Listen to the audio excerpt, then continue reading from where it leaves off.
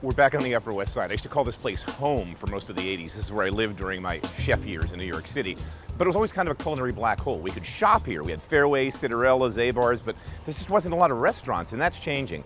Terrence Brennan's down at Picholine. Tom Valenti's been up at West for years. Bill Telepan's been here 8 years at Restaurant Telepan. That's where we're going to be all day long. Great farm-to-table restaurant. Bill's in his early 40s, been in New York for all of his adult life chefing. Great career, really strong kitchen. I've never had a bad plate of food here, never had a bad meal here. Solid, farm-to-table, seasonal, and he does great stuff with the schools too. So we're going to get Bill Telepan's story at his restaurant. Stay tuned. I'm Mike Colameco, industry insider. Been in the business my whole life, and I know what it takes to succeed. Each week we'll take you into real kitchens, filmed in real time. Backstage passes to a day in the life of chefs, restaurateurs, and their teams. The competition's fierce. Careers, life savings, and reputations hang in the balance. These are my people, and this is their passion. And that's what's next on Mike Colameco's Real Food. Today we'll visit Restaurant Telepan, located on West 69th Street, just steps off Central Park West, and named after its chef and owner, Bill Telepan, a New York veteran. 3, 2, 1, action, ready? I am. Okay, Bill Telepan. How are you, Mike? Good, man. Last time we saw you was, I don't know, 8, 9 years ago. You were at Judson Grill. It was a busy, rainy night pre-theater. Yeah.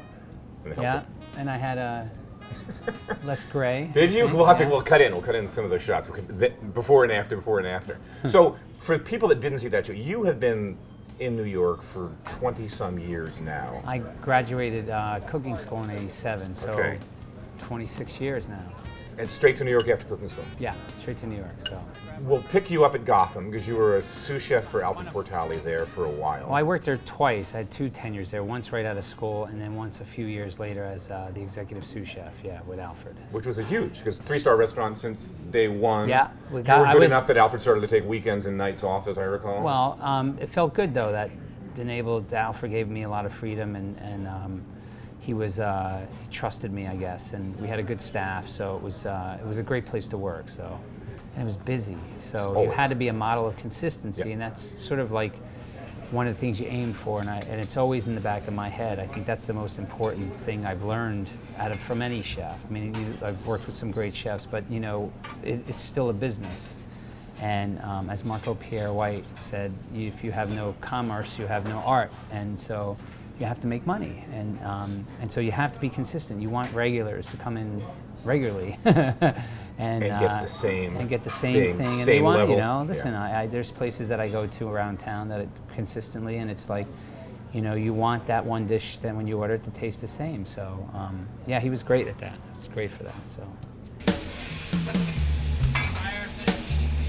A whole piece of trout, we do a quick saute of nettles, wild watercress, wild dandelion, and then we make a brown butter that we cook some green garlic in that too. So burn what's on the top. It's really classic. Yeah, it's a nice dish. So.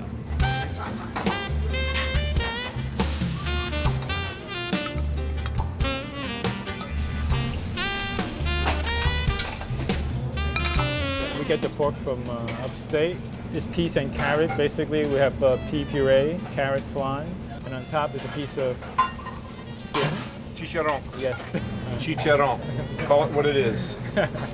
Okay, the lobster bolognese is a dish that we had since we opened, and the sauces we use tomato, shallot, garlic, wine, white wine vinegar, and we cook it down. Is there any lobster stock in there? Yes. Lobster bodies chopped up, hacked up, in the the usual. Okay.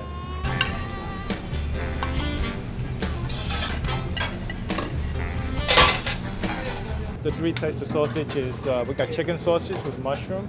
That's going on to the goulash cheese. We got lamb sausage going with the fava beans. And we got the rabbit going with asparagus with mustard aioli. So these are the pheasant eggs. So I just want to show the size difference. They're a little smaller. Yeah, almost like 2/3 the size. The ratio to white though is high. There you But go. you see, that's a beautiful yolk there. Yeah, So we'll just sort of, not too hot a pan, In the oven. and then we'll just pop this in the oven to bake. Got it. You were an early proponent of local and hitting the markets. Talk a bit about sourcing and what your vision of it is. Well, the thing about it is, first and foremost, buying locally and seasonally, you're getting the best ingredients. So as a chef, you're starting off 50% ahead of the game. You know, if you buy a carrot from, you know, or if you're buying asparagus in January from Mexico or South America, you know, it's going to be a little drier. It's not going to be as snappy. It's going to, you know, it's not going to last as long too. So, and you're just not going to have the flavor. I mean, we have some great dirt in the upstate New York that produces some of the best lettuces, the best, you know, onions, the best, anything that grows under the ground. Soil. Right. And so, why not buy that way? We get a little sourdough or a little ciabatta from Sullivan Street, which we like. Just douse it with a lot of olive oil. And I'll start toasting this up here. Salamander toast. Salamander. So for this dish, we do some nettles, and then the bone marrow element just tastes really nicely with them and the egg. Kind of nice. Yeah. You get that nice and hot. Spring onion, beurre noisette. Spring onion, beurre noisette. So congratulations, this year you won that slow food, what's the name of that Snail Blazer Award. Which they give out to? I guess they give out to people who sort of work within the guidelines of slow food, which is just, slowing down, cooking locally, within the seasons, with a conscience. So it was big deal. It was a big deal because slow food is a organization I respect so much. Sure. And when they told me that I was going to be the second, Mary Cleaver, Mary Cleaver from Cleaver Company down in Chelsea. She's got the first one, and she spoke, and I love her, and so it was great to go after her. So, yeah, it's good company, brother. It was it's definitely good company. We add the marrow. This goes rather quickly. Yeah, it's all fat. It's just going to go. No, they don't take that long. So after they've been going a while, I'll add a little salt to them now. So then now they could start to release their liquid, don't burn all the time, and get some going. And then we'll add some of the cooked nettles to it. And these have a real super rich flavor to them. Yeah, they're super it's like charred on steroids. Exactly. That's a good analogy. I'll take a little vegetable stock just to sort of stop the cooking. So you got that beefy sort of marrow flavor in there. Goes nice on the toast. And then we add a little parsley that'll sort of fry in there a little. That'll bring out some of the flavor in the parsley. And then we just take a little arugula, a good base. And then we take the nettles, marrow, and we'll grab our egg. And then we just slide this baby off. Down, right on top. We're going to top this with these beautiful spring onions, caramelized and beurre noisette. Finish with a little whole butter, because why not? Exactly. And then we'll generally add a little coarse salt to it. So there you have it, pheasant, sunny side pheasant eggs. Beautiful. So we got the egg yolk here. You can see that's not quite set. We're going to go right into that corner there. We got the runny egg yolk. Whoops. Get that baby on there. Come on. Oh man. Good stuff. Those nettles are amazing too. Yeah, they're great. Lunch and dinner menu? Dinner. Dinner. I think he said dinner. We're gonna get a lower dinner. Yeah, dinner. Chef's talk. You gotta get used to that.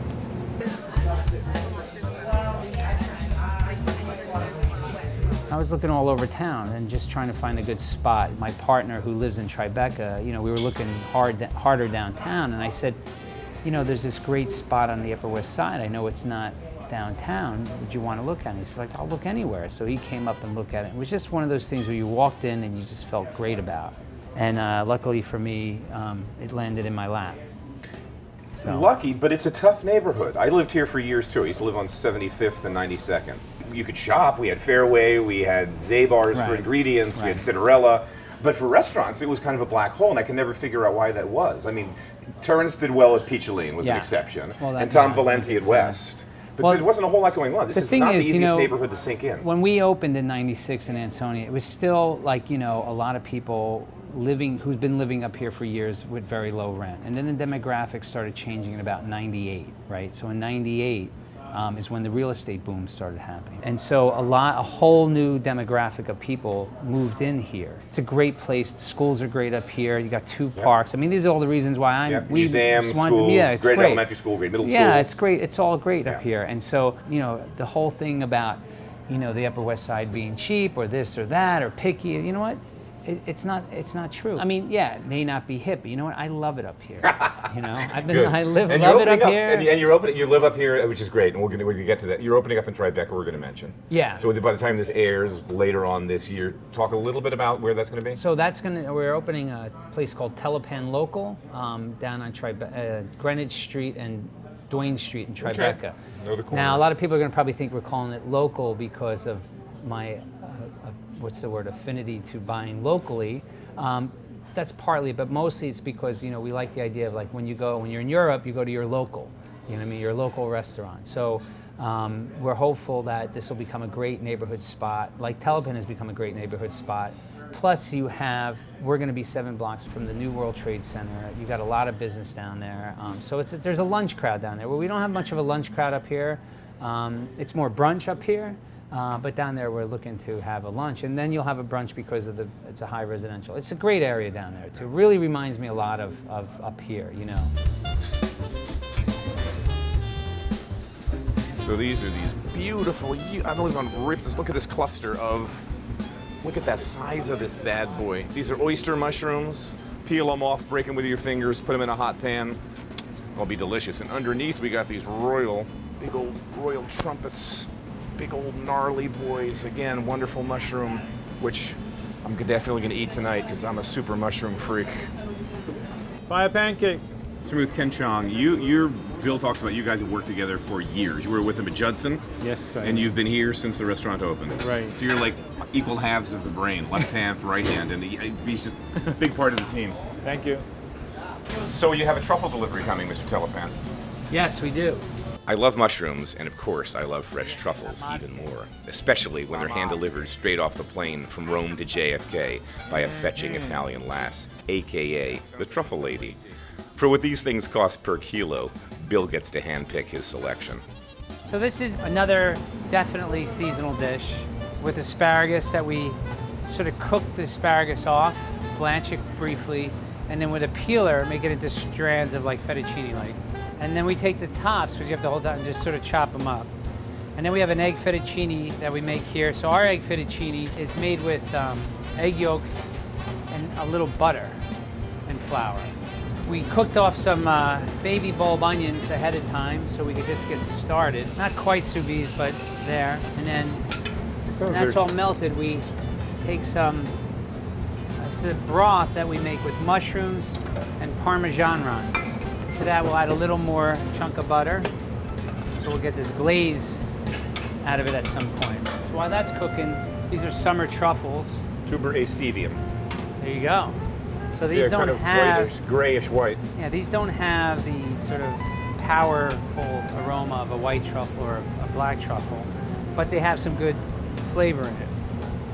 So what we did here is we took some of the truffle and in a mortar and pestle with a little coarse salt and extra virgin olive oil, we sort of grind it down into a paste, and then we mix it up with the ricotta cheese. Now, the ricotta we make here, so we've been freaking house-made ricotta on the Upper West Side. We're making it all the time now, and it's for the past year. What's not to love? What's not to love? You know what I'm saying? So these get warmed up. Your pasta's cooking. The pasta will bring some water with it, of and course. some starch from the water. And then we'll add a sprinkle of salt. We'll give it a good toss. It seems too dry, like this is a little dry. We'll just hit it with a little pasta water. I'll add a little Parmesan cheese, some chopped parsley. I love the flavor of parsley and what it brings, sort of this freshness to a lot of dishes. I agree. So this is one that's all mixed nicely. The cook way to taste things. A little twirly twirl. Get a little mushroom flavor out of that, the asparagus. And then since the ricotta is cool, we'll just warm it a few seconds under the salamander or in the oven. So like I said, it's not this really strong flavored mushroom, the truffle, tuber, right, whatever it's called, the tartuffe. So this comes out a lot in the ricotta when we do it, and then your traditional truffle cutter. Yeah. And then we just put a couple of those babies on there. I got a friend who owns a wine shop called Famous Vinny and near the Duomo in Florence. So he also sells olive oil, and I met him like 10 years ago. Ships it to us whenever we need it. Got that nice peppery Tuscan oil that I like. Got that little bite on the back of your throat. Love that. And there you have it. Summer truffles with All asparagus. right. A couple of forks is what we need. Ooh-wee. Bingo. He's good, he's good, he's good.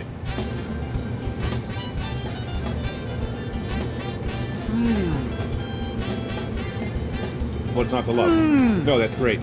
Pasta's got that, all egg yolks or some eggs too? One egg, sort of like the recipe's like, it's basically 80% egg yolks.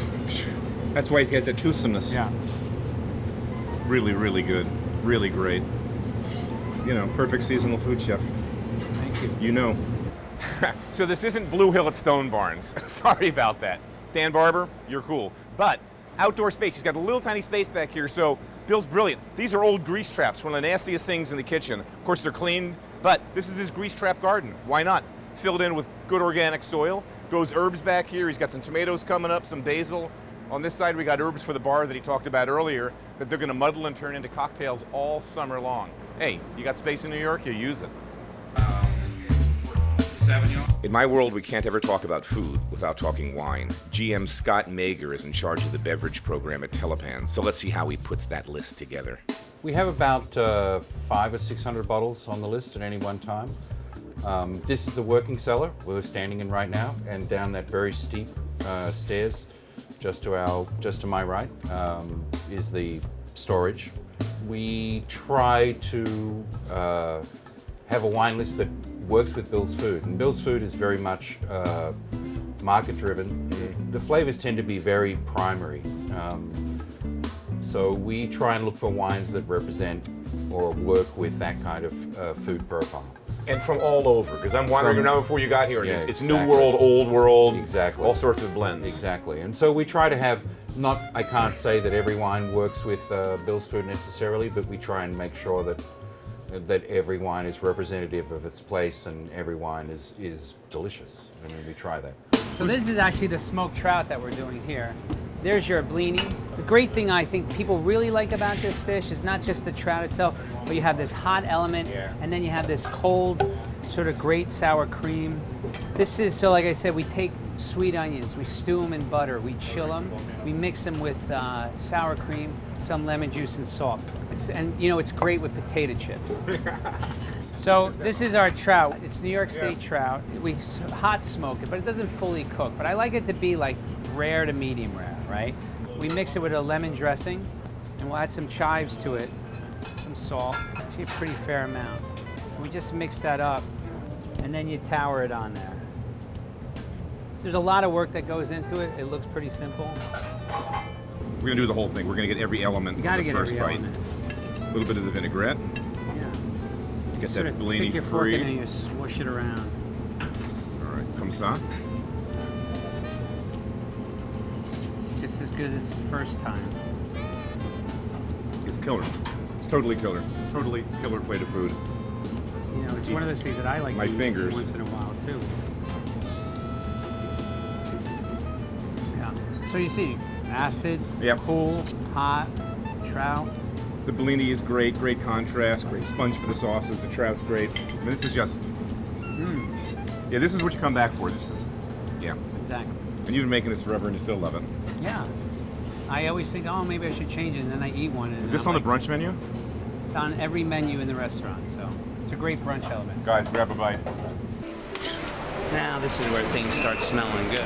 You do some great stuff. Talk about the work you do with school. You've got a daughter, you live in the neighborhood, you've been involved Yeah. with Wellness. the It's called Wellness in the Schools, and it's an organization that's sort of, the idea is healthy bodies, healthy minds. So the concept is, a kid goes through school, and they get to their lunch program, and if you can give them a really healthy meal at lunch and then move them around during the recess time, then they have all this energy to finish out the day. Because if they're getting food that's laden with a lot of sugar and processed and fats, or hidden fats, and then they just sit around they're gonna fall asleep. If I have a giant hamburger during the middle of the day, I need a nap. So how do we expect these kids to finish the school? So what we do is we go into the cafeterias with a culinary school graduate who works alongside the school worker doing a unprocessed meal. Throw it in the oven for a half hour and that's it. So instead of burgers, French fries, chicken nuggets, they're doing vegetarian chili, roasted chicken. They're making roasted potatoes. To have a salad bar that's a complete salad bar with lettuce, raw vegetables, a composed salad, dressings made from scratch, and these kids are eating it. And the notion is that these kids will never eat it, but you know what? They do like it, you know what I mean? And they do all love that crunchy raw vegetables. They'll eat the vegetarian chili. They really do eat this stuff, And we've done some things in Kentucky where we've taught our cooking classes. We did a pilot in Florida this year with our program. And so it's I think, a very important issue in America. And the dollars that are astronomical that are going to healthcare for diabetes. On the back end. Right, on the back end. Fixing the problem. For fixing the problem. Can be they push that money over towards, kids eating better in school, giving them better meals, teaching them, putting food education and nutrition education back into the school. Listen, it's a struggle. Yeah. But, you have to be conscious about it. And there's ways to do it, and you just have to sort of change some habits.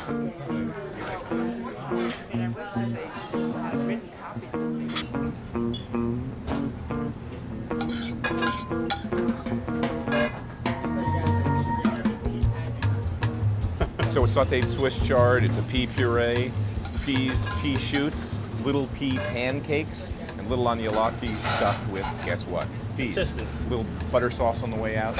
Beautiful dish, man. Just screams spring. I'm not really a dessert guy, but Bill has a great pastry chef in-house in Larissa Raphael, and I love her aesthetic. At a recent meal here, I had her sunflower cake, and it totally blew me away. All right, so I make a sunflower seed butter, like peanut butter, but sunflower seed. And basically I just toast some sunflowers and then put it through the Cuisinart with some of the sunflower oil. So a little bit of that. And sugar. Powdered sugar, which I kind of nestle into the butter. I put down a little bit of white cookie crumbs to hold the ice cream so the ice cream doesn't slide around the plate. You always have to put something on the plate or the ice cream slides around. Okay.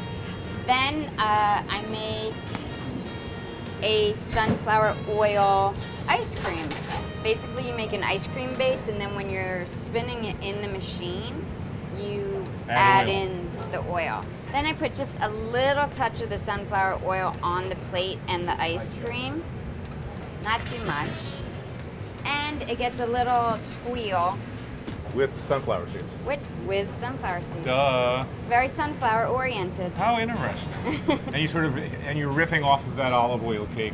That's exactly it, yeah. And you could pick up lemon zest? Yeah, a little bit of lemon zest. Yeah, really nice, really moist. This would be a great breakfast with coffee. Just this by itself Totally. would be perfect. But And it's then really when not you very get it sweet with at all. No, it's not overly sweet. The s'more jumps out at everybody and they're like, I want to order that. There's some desserts that don't jump out at people. I love when people order this, even if it wasn't the first thing they were going to order. They really enjoy it.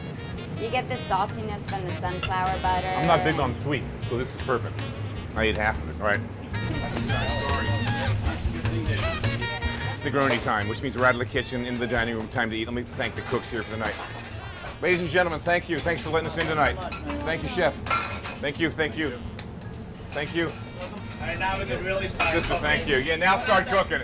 Now start. The real menu. Put out the real menu. Start cursing. Start cooking. We're out of here. Mike Colameco's Real Food is brought to you by the continuous, generous support of the following underwriters. Cola Vita, a true Italian. Imported from Italy, Anapasta is made from 100% Italian durum wheat semolina and pure spring water, slowly dried to cook al dente. Recipes online at cento.com. La Baleine sea salt, naturally crystallized by the Mediterranean sun and wind on the coast of France. A heritage preserved over centuries with passion, craftsmanship, and care. The flavor of European pork and beef, the taste of European tradition. From Welshire Farms comes Lou's Garrett Valley Naturals, a collection of our recipes made from minimal ingredients without added antibiotics, hormones, nitrates, nitrites, or artificial ingredients. Lou's Garrett Valley Naturals. Rachel Ray's signature specialty food line, from her all-natural extra virgin olive oils and balsamic vinegars to her stock in a box, designed for preparing meals at home.